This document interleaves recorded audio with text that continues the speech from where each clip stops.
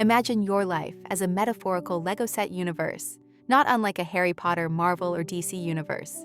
As your consciousness enters into a Lego piece that is yours to operate and roam in, you are unaware of the country, state, suburban, or rural area you are placed. The state and condition of your family, language, religion, political, and social world you are thrust into is beyond your control.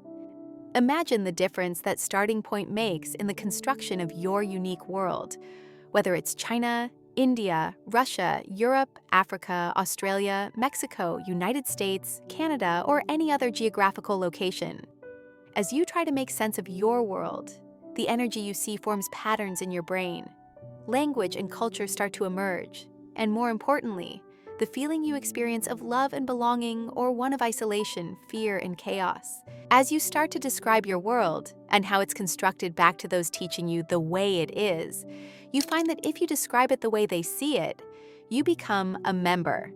If your energy and the point you assemble the world from doesn't match those in this community and you describe it differently, you might find yourself to be the black sheep of the family.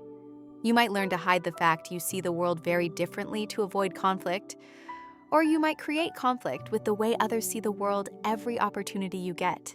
All the pieces of this personal Lego world construct gets colored in, molded and built into different shapes, and details upon details upon details, and get added to everything until you find that in your teens and early 20s that you have become the person your community wants you to be, or you have listened to the voice and energy inside you to follow the path of being who you want and are destined to be. As your personality and culture and worldview come into contact with other personalities, cultures, religious, and political constructs, you may find common constructs, or you might find conflict and even war.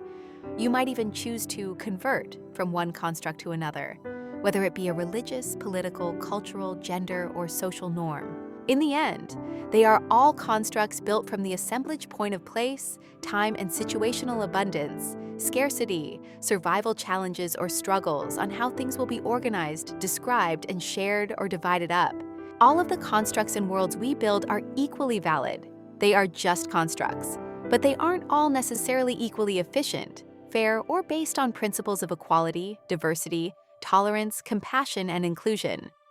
They may be based on hierarchies that exclude, use, abuse, manipulate, and hoard resources under the guise of divine will and predestination. As you come to understand your assemblage point and the assemblage point of others that are the starting point for all the worlds within worlds that we perceive and build and destroy, consider always reducing everything back to the intent that the world you are in, looking at, or considering moving in and through, springs and births from. And remember, if you don't like the construct of the person you are or the world you are in, you can always work toward being the person you want to be and creating the world you want to live in. Assemble, deconstruct, reassemble. Your life, your energy, your choice.